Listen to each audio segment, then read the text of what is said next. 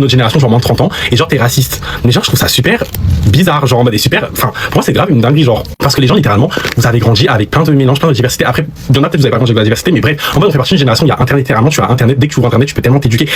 Bon, là, je suis obligé de réagir parce que dans ses commentaires, on lui a posé la question de définir ce qu'était le racisme.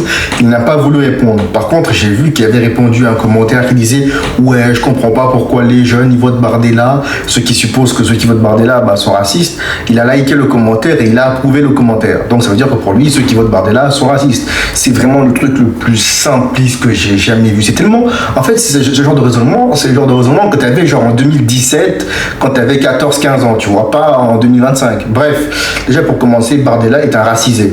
C'est un métis. Il est d'origine algérienne et italienne. Il n'est pas français de souche. Il est lui-même immigré comme nous. Donc le fait qu'il soit conservateur, ça ne fait pas de lui un raciste. En plus, Bardella a grandi dans le 9-3. Parce que dans la vidéo, il dit, oui, ceux qui ont grandi dans la diversité ne sont pas racistes. Ceux qui ont côtoyé plusieurs communautés, plusieurs origines ne sont pas racistes. Bah, figurez-vous que Bardella a grandi dans le 9-3. Ensuite, il dit que c'est parce qu'on est à l'ère d'Internet, on voit ce qui se passe dans le monde, c'est justement pour ça qu'on ne devrait pas être raciste. Je rappelle que pour lui, raciste, c'est ceux qui votent Bardella. Mais c'est justement parce qu'on a Internet que les gens votent de plus en plus RN, parce que les gens voient les faits divers, les gens voient ce qui se passe.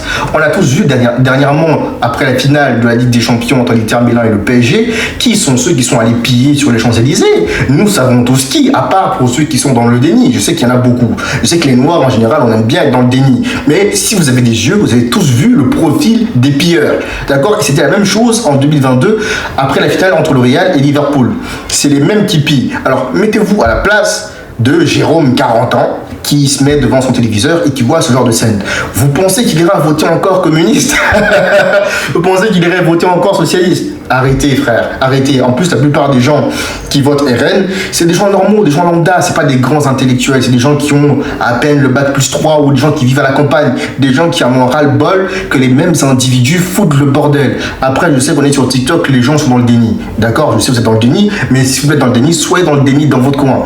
Venez pas faire semblant de pas comprendre la cause du problème. La montée du RN est liée à une seule et même chose, l'insécurité, la montée de l'insécurité en France. Plus il y a d'insécurité, plus le RN aura des voix. C'était pareil pendant les européennes en 2024. Vous avez vu, ils ont fait 12 millions.